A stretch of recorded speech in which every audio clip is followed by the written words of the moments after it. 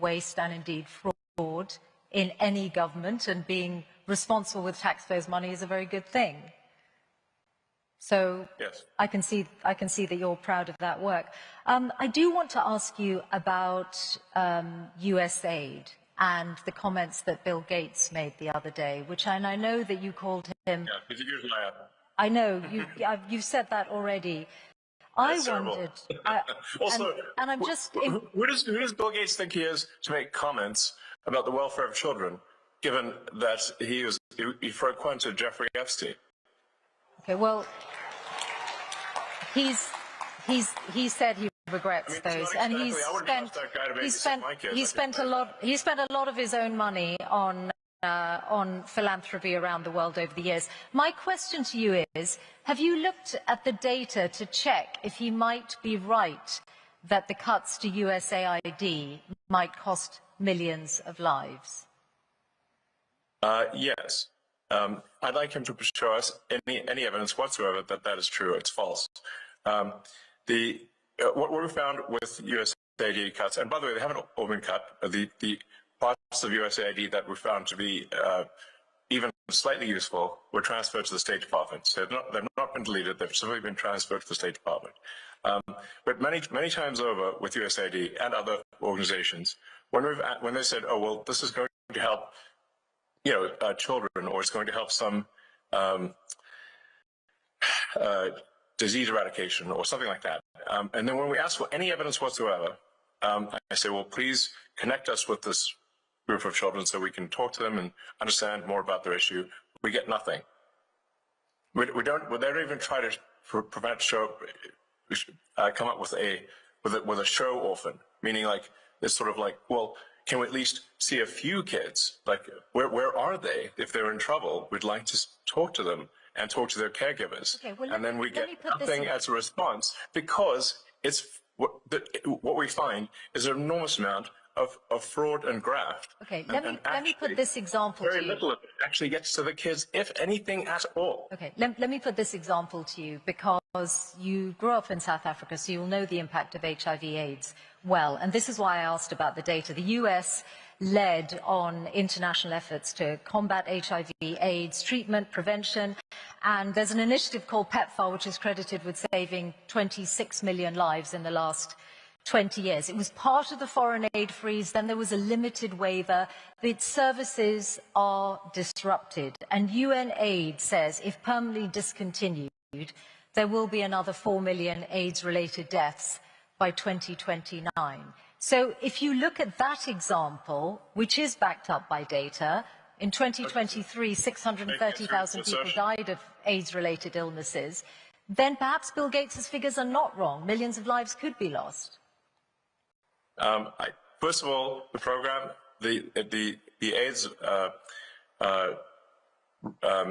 medication program is continuing. So your fundamental premise is wrong.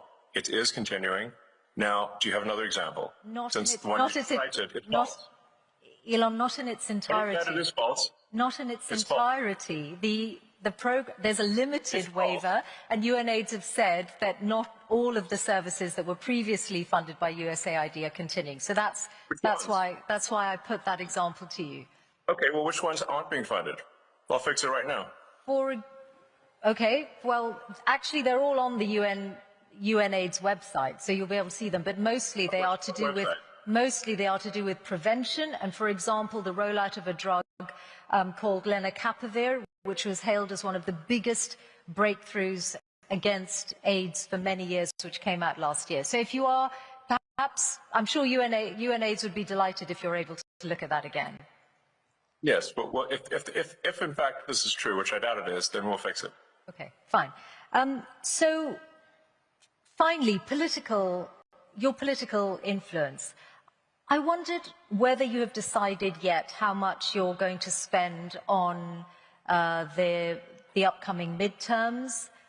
Is it you spent a lot more money on the last US election than you envisaged when you were speaking here 3 years ago? Are you going to continue to spend at that kind of level on future elections? I think in terms of political spending, I'm going to do a lot less in the future. And why is that? I think I've done enough. Is it because of blowback? Well, if I see a reason to do political spending in the future, I will do it. I do not currently see a reason. And what about the international dimension? Now, let's think about Starlink. Starlink is obviously a very, very good internet service. It's sought after all over the world. It's critical to the front line in Ukraine. It has also had more contracts coming its way, and there is some evidence that companies are allowing access to it because they want to be close to the Trump administration and send the right signal. So Bloomberg broke news today that the South African government is working around the rules on black ownership in order to allow Starlink in, and that is being done on the eve of the visit that President Ramaphosa is going to make to the White House. Do you recognize that as a conflict of interest? No, of course not. First of all, you should be questioning why are there racist laws in South Africa? That's the first problem. That's what you should be attacking. It's improper for there to be racist laws in South Africa. The whole idea with what Nelson Mandela, who was a great man, proposed was that all races should be on an equal footing in South Africa. That's the right thing to do, not to replace one set of racist laws with another set of racist laws, which is utterly wrong and improper. So that's the deal, that all races should be treated equally, and there should be no preference given to one or the other. Whereas there are now 140 laws in South Africa that give that basically give strong preference to if you're a black South African, and not otherwise. And so now I'm in this absurd situation where I was born in South Africa but can't get a license to operate in Starlink because I'm not black. Well, it looks Does like that that's seem about. right to you? Looks like that. Right to you? Looks like that's about to change. I just asked you a question. Please answer. Does that seem right to you?